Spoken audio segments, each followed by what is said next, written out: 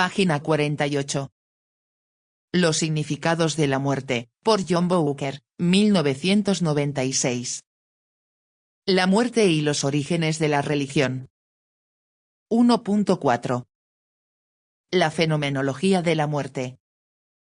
Resulta obvio, ya desde esa apreciación breve y anecdótica, que los Naki eran arrastrados hacia la creencia en los fantasmas no solo por los 4 conjuntos de constricciones propuestos en Pena y Luto, sino por algo muy superior.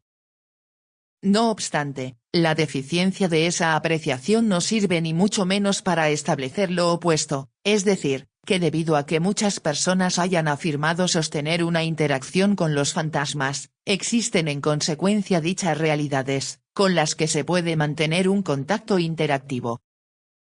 Aún menos puede suponerse que tenga que existir alguna verdad automática en el muy extendido interés, común a todas las generaciones, por contactar con los muertos.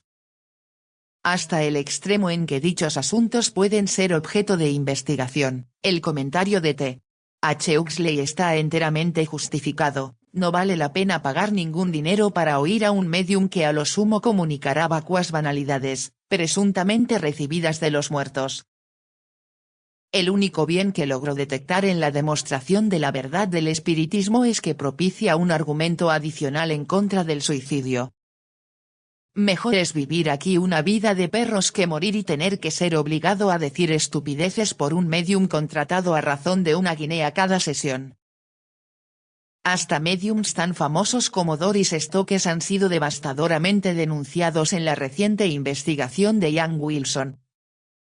Para los reporteros de televisión, que lo habían acompañado con las cámaras, pensando en grabar imágenes para un programa, resultó transparente y obvio que este espectáculo del Palladium y por ende, todas las demás actuaciones en público de Doris Stokes no fue más que un engaño, aunque el público, inevitablemente ignorante de todo el tinglado organizado entre bambalinas, fuese un cúmulo de insensatos sin remedio.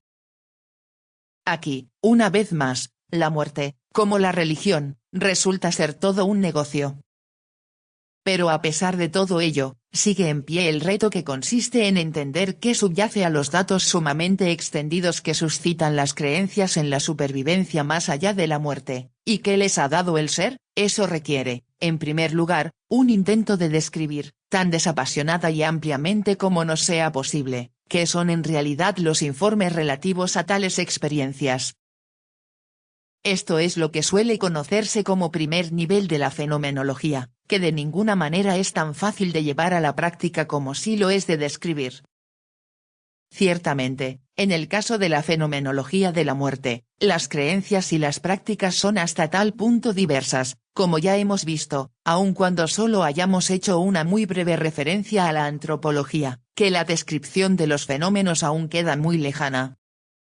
Puede afirmarse que virtualmente todo lo que se pueda imaginar sobre la muerte ya ha sido imaginado.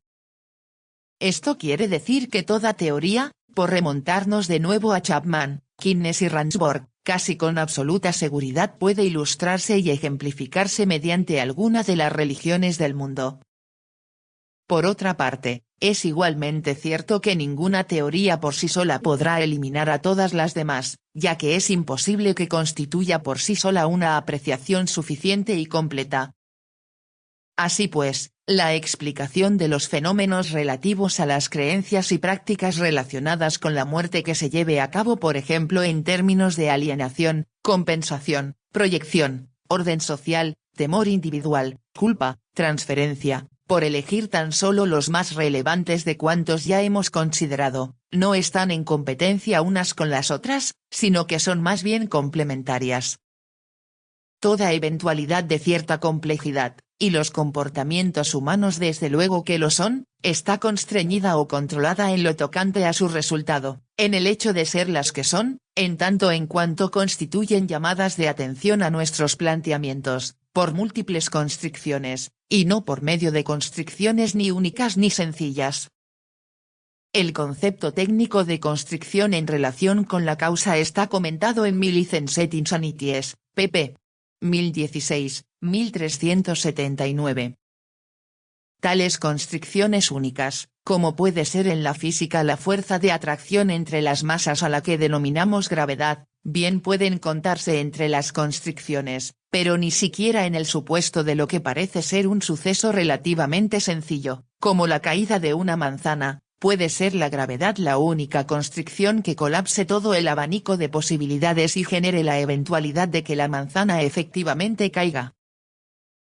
De ahí se sigue que la fenomenología de la muerte nos exija una gran atención a los datos y una amplia generosidad, en lo tocante a nuestra sensibilidad, acerca de los conjuntos de constricciones extremadamente complejos que controlan a los seres humanos en sus creencias y prácticas relacionadas con la muerte.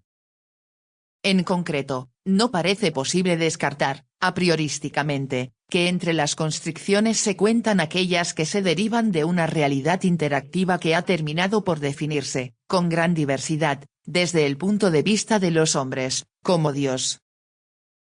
Este es el segundo nivel de la fenomenología, el que se plantea esta interrogación, habida cuenta de los fenómenos construidos y explorados por medio de estas redes de información muy extensas e intersubjetivas, ¿qué derecho tenemos de inferir en calidad de fundamento suficiente para que hagan su aparición en la conciencia?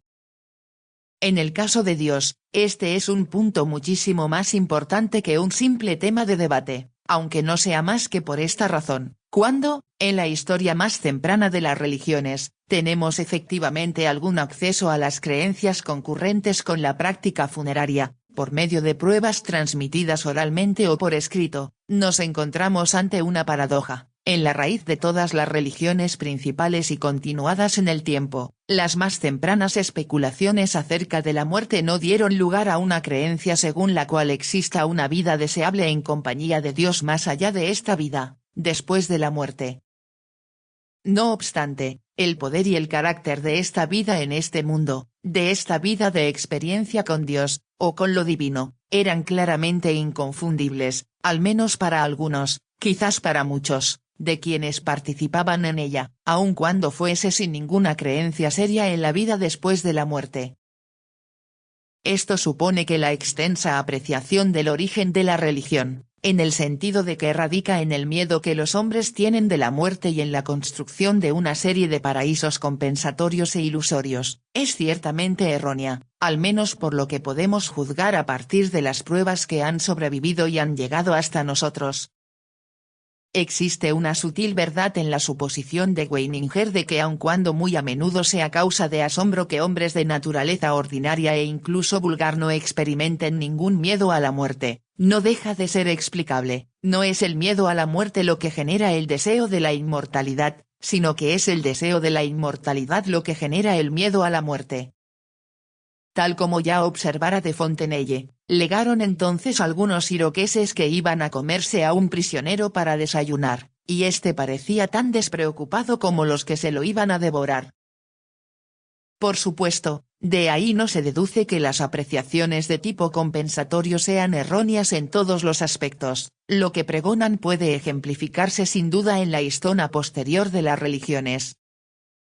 Pero eso equivale sencillamente a decir, una vez más, que los comportamientos de los hombres están controlados, en lo que a su resultado atañe, por constricciones múltiples, y no por teorías abstractas. El hecho fundamental es bien clara cuando tenemos acceso a las reflexiones sobre la naturaleza de la muerte y sobre la posibilidad de una existencia más allá de la muerte. Resulta que se da abrumadoramente el caso de que las más tempranas ideas sobre la muerte y el más allá, aunque con una categoría importante de excepción, eran exactamente lo contrario de lo que suponían Marx y Freud abrumadoramente. La muerte era considerada como algo que era preciso posponer tanto como fuese posible, ya que nada hay después de la muerte que se pueda desear, en tanto en cuanto pueda ser un lugar de compensación o de bienaventuranza. Para nuestros antepasados, no existía ningún futuro, definitivamente, en el hecho de la muerte.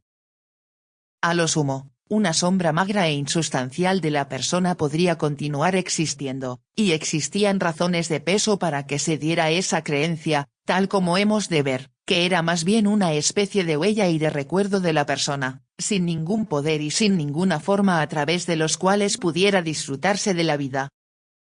En Grecia, en Mesopotamia, en la India y en China, pero quizá de modo más conocido en Israel. Las más tempranas creencias en la vida más allá de la muerte eran creencias en la persistencia de, quizá alguna suerte de huella dejada por el muerto, pero no en una continuidad sustancial, aun cuando algunas veces un individuo heroico, teniendo en cuenta la distinta definición del heroísmo que se daba en las diversas culturas, fuese eximido de la muerte y llevado, a menudo literalmente, a otro final diferente. Así, tal y como en la escritura judaica no existe creencia, hasta el final mismo del periodo bíblico, en una continuidad de la vida en compañía de Dios más allá de la muerte, las figuras heroicas de Enoch y de Elías son literalmente llevadas, al cielo y eximidas de la tumba, véase página 82. Página 52.